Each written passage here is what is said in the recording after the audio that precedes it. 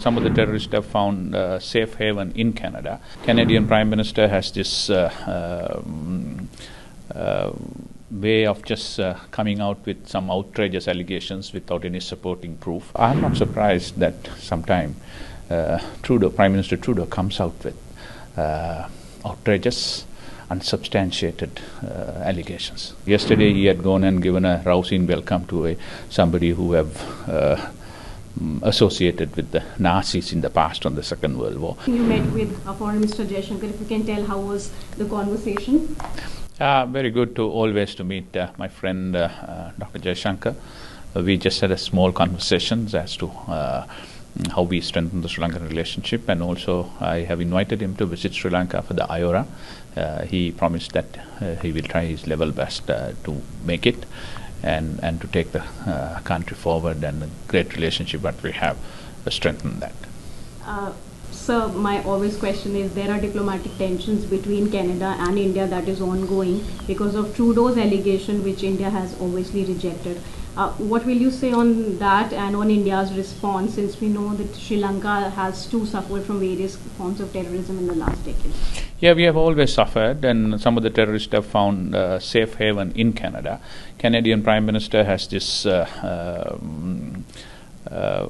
way of just coming out with some outrageous allegations without any supporting proof. The same thing they did for Sri Lanka, a terrible, total lie about saying that Sri Lanka had a genocide. Everybody knows there was no genocide in our country. And I saw yesterday he had gone and given a rousing welcome to somebody who have associated with the Nazis in the past on the Second World War. So this is questionable, and we have dealt it in the past. We have categorically rejected those outrageous allegations. So I'm not surprised that sometime Prime Minister Trudeau comes out with outrageous, unsubstantiated allegations. So since you mentioned about his comment on the genocide, we know Canadian High Commissioner in Sri Lanka was summoned. How do you think that statement has affected the relationship between Sri Lanka and Canada, and if you can talk about the wider Indo-Pacific? Yeah, that has actually affected our relationship. People to people, we have good contact. Foreign Ministry has a different take on that. Ministry of Global Affairs has very clearly said that Sri Lanka did not go through a genocide, whereas the Prime Minister, as a politician, stand up and says that genocide had taken place. That itself is contradictory to each other. That doesn't help. I don't think anyone should poke their nose into the other countries and tell as to how we should govern our country. We love our country more than anyone else. That's why we are in our country. So therefore, we are not very happy about that that statement at all. So basically, I think that's what is very important. IORA, we are saying that Indian Ocean identity and strengthen the regional architecture. We have to look after our region. We need to work together. That's how we can create a peaceful environment there, and we should not be dictated by anyone else as to how we should conduct our affairs. So there are reports of Chinese research vessel scheduled to be docked in Sri Lanka in October, named as Xi'an 6. If you can tell us something about that, since we know that India in the past has raised concern because of its security, and how does Sri Lanka assures New Delhi that its security interest in the Indian Ocean will be?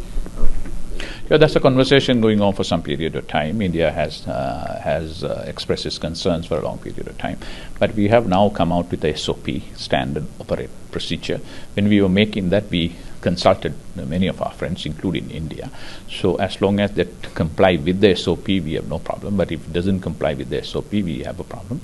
So therefore, as far as I know, we have not given the permission to come to Sri Lanka during the month of October.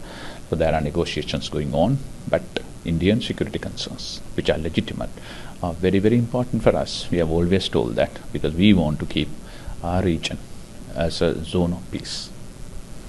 So another point of concern is the fishermen issue between India and Sri Lanka. We saw during the President's visit this year the discussion between the Prime Minister and the President. Our Prime Minister telling the President that you should see this matter with a humane approach. So if you can talk about that, how is this going to resolve? It has to be human from both sides. Our fishermen also, their livelihood. But therefore we need to sit and talk about it. I think Sri Lanka and India has a history of sitting and negotiating and resolving problems. It do comes just like in a family. So we are very confident that if we can sit and talk about it and find a solution which is win-win, which is good for Sri Lanka, good for India, and good for our relationship. So I know tough times. We also have a lot of pressure from our fishermen, particularly from the Tamil-speaking fishermen in north and east, because that's their livelihood. But as similarly, it's also livelihood for the people in some of the fishermen in your country. So I'm sure we will sit, we'll negotiate, we'll discuss this, and find a solution which is acceptable to all. So what is the current situation in your country right now, since we know that Sri Lanka has dealt with the economic crisis in the last few time, and what will you say on India's assistance? Yeah.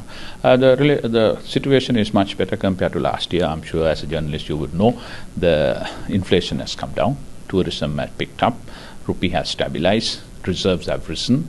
But if you look at carefully, I was telling this morning when I met with some senior officials of the UN, there is when I was advocating to have a financial architecture, we were lucky because by the time all multilaterals coming and giving the money, we had a huge gap, but it is India who played and bridged that gap by coming out with 3.9 billion worth of various form of assistance to us. So we are very grateful. I think India can proudly claim a great part of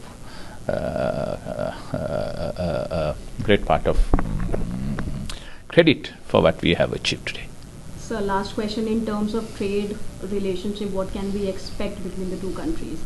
Trade is very important because we are looking at India growing, one of the fastest growing largest economies, big economies, and India is growing, and that growth path is very important. Together with that, the region must grow. So we have seen a big opportunity here. So that's the idea. We are trying to, in electricity, renewable energy, tourism, port, shipping, connectivity. We are looking at forging closer relationship with your country. And I'm sure we will be able to do that, and that will be better for both countries. And we want a good region with prosperity, peace, and harmony among all. So, as I always say, until everyone is safe, no one is safe. It's true for the region. So we want a good neighbor, prosperous neighbor. India is going that path. We want to go with them.